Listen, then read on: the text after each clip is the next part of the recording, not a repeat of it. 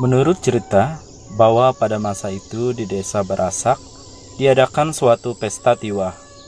Pesta ini merupakan suatu pesta besar di lingkungan masyarakat setempat pada waktu itu, umumnya beragama Keharingan.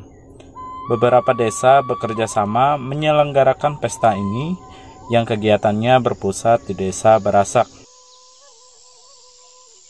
Tua muda, laki-laki, perempuan, dan anak-anak ikut serta mensukseskan pelaksanaan pesta ini, karena pesta ini merupakan bukti dari pengabdian mereka kepada arwah nenek moyangnya.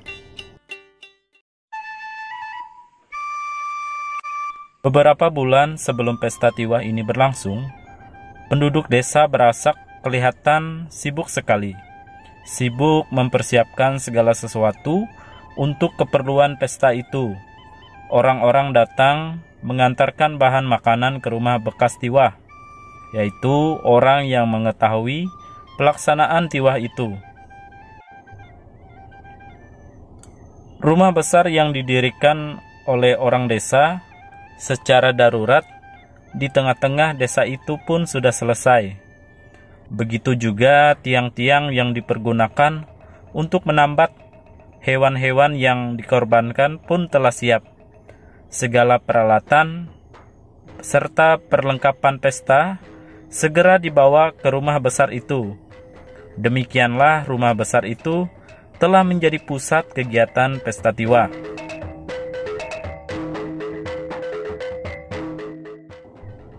Hari pertama pelaksanaan pesta pun telah tiba.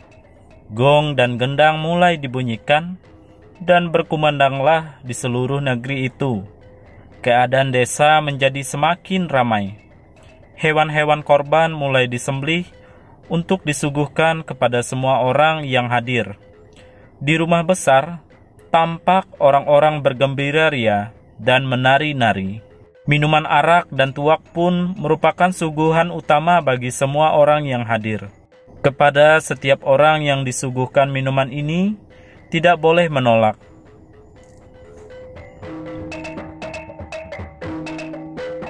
Di halaman rumah besar, tampak orang-orang menari bersama-sama mengitari hewan yang akan dikorbankan.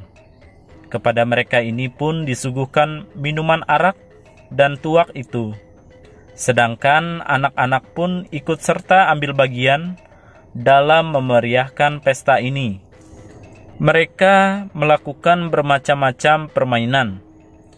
Ada yang berkejar-kejaran, ada yang menari-nari, dan ada pula yang menyawung ayam, dan lain-lain.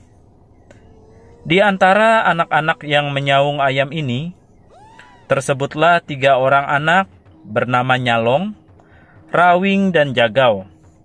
Rawing dan Nyalong adalah kedua anak yang menyawung Jago, sedangkan Jagau adalah nama salah seorang di antara anak yang menyaksikan sawungan ayam tersebut. Orang tua dari anak-anak ini ikut hadir dalam pesta itu.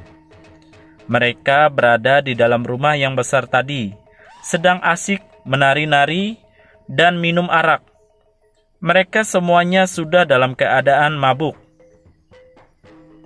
Adapun ayam jago yang disawung oleh Rawing dan Nyalong tadi dilengkapi dengan pisau kecil yang tajam dan runcing pada bagian kakinya. Demikianlah kedua ayam itu bertarung dengan hebatnya. Anak-anak bersorak-sorak kegirangan dan berteriak-teriak memberikan semangat kepada kedua ayam itu.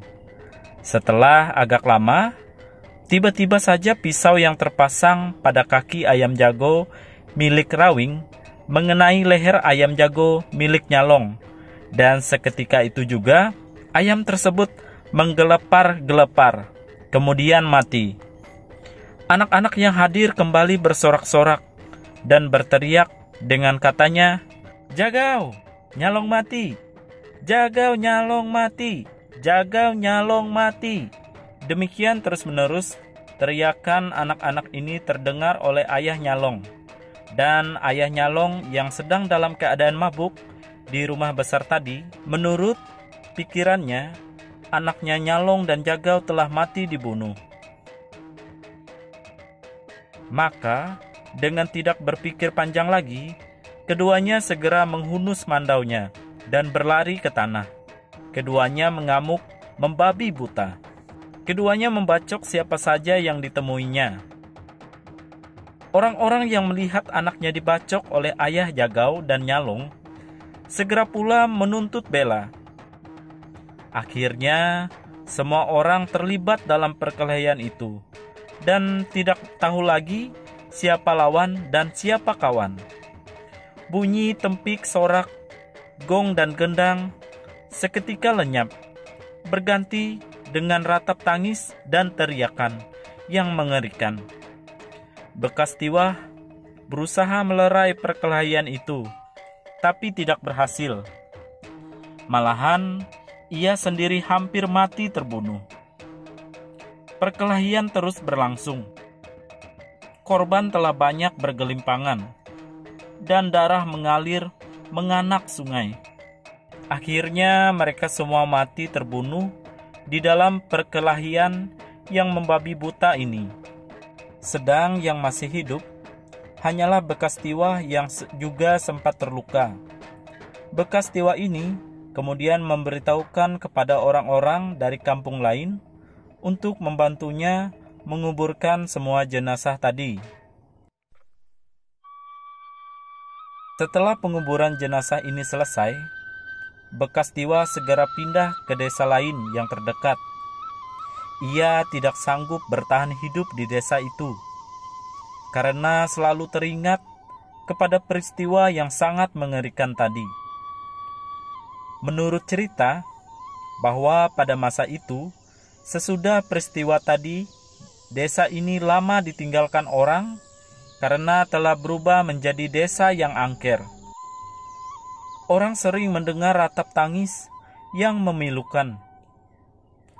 Dan menurut kepercayaan penduduk, hal itu mungkin arwah dari orang-orang yang telah mati terbunuh itu. Setelah lama ditinggalkan, kemudian mulailah orang-orang berdatangan untuk bermukim lagi di tempat ini. Dan untuk mengenang peristiwa berdarah tersebut, maka desa ini tetap diberi nama Barasak.